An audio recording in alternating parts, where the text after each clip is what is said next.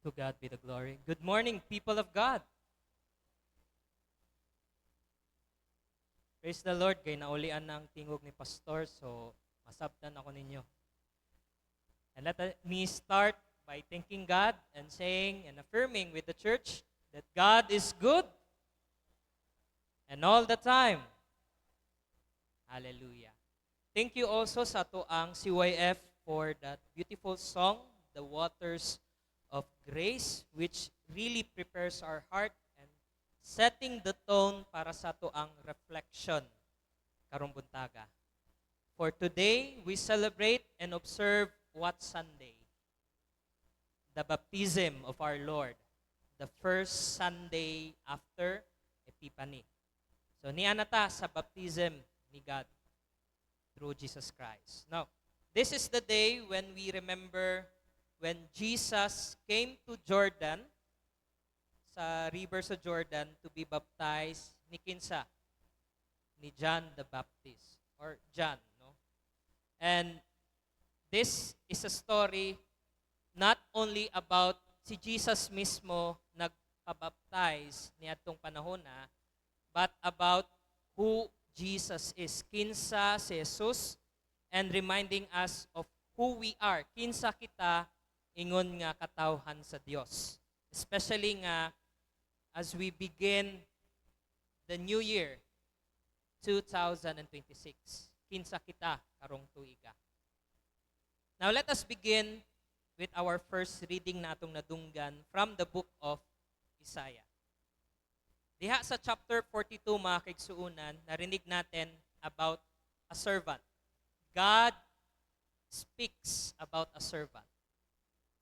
Kinsa o unsa klase nga servant? Someone chosen for an important work. This servant is loved by God, filled with God's Spirit, and sent to bring justice and hope to the world. But notice how this servant works. Paano siya maglihok, paano siya magtrabaho. Ingon dito, this servant is not loud, is not forceful, and this servant does not crush the weak or give up on those who are struggling. In simple words, God's servant, kaning servant na iyang ginamention dire, does not hurt people who are already hurting. God's servant does not also turn away from those who feel small or tired. For God's way is gentle, patient, and faithful, so does this servant.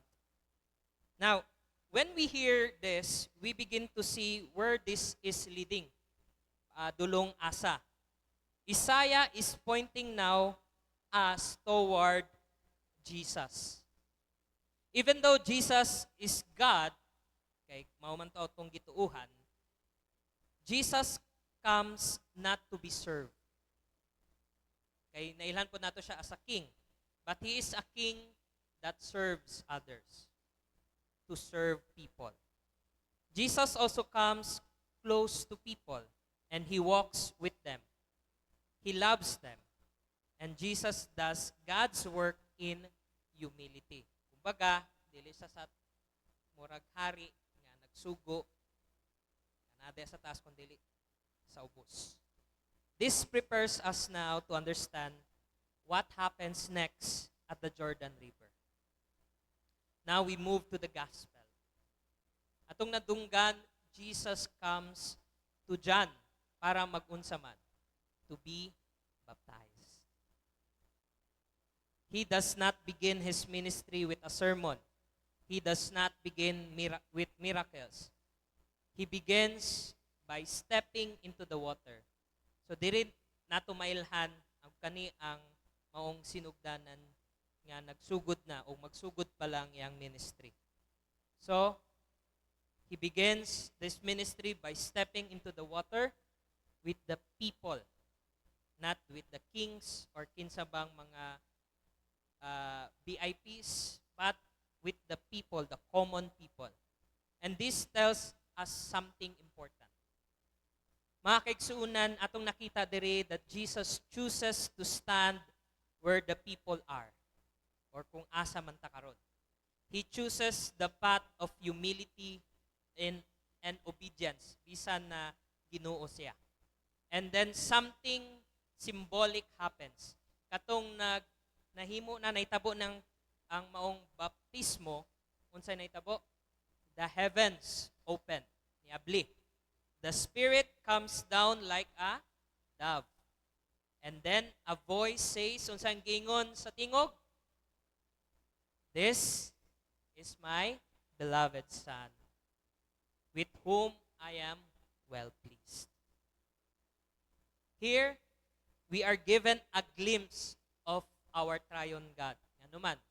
God the Father, miingon nga this is my beloved Son, and then the Holy Spirit, ni naog, ingon nga love, and then Jesus Christ, the Son.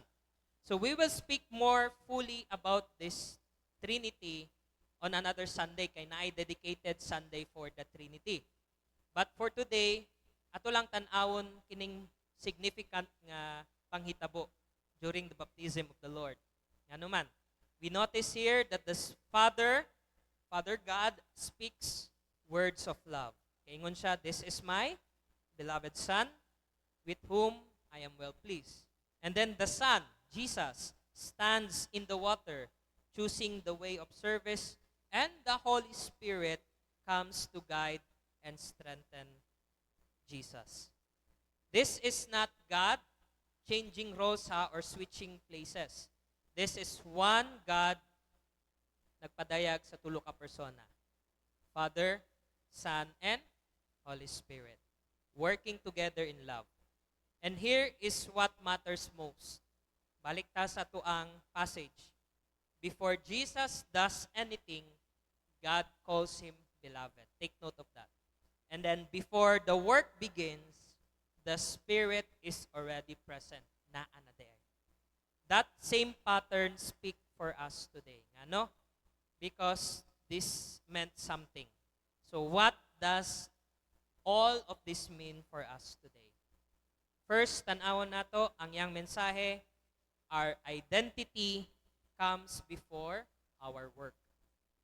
Again, our identity comes before our work. Tanaw lang ninyo. Before Jesus preached, before Jesus healed, before the cross, God said, this is my beloved Son.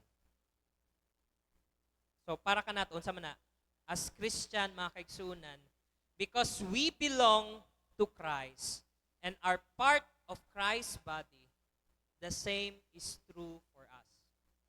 Meaning to say, before we try to prove ourselves, before we work hard to be accepted, before we measure our worth by success or failure, God already called you beloved. O na ang ginaingon usay ni Pastor, dearly beloved or beloved. So unsay pasabot pud ana? To be beloved means mao kani. We are loved, mga kaigsuunan. We are chosen and we are accepted by God. Dili tungod kay unsa ato ang nabuhat, kundi tungod kay kinsa ang atong Dios, who God is. Our value does not come from money, titles, or achievements.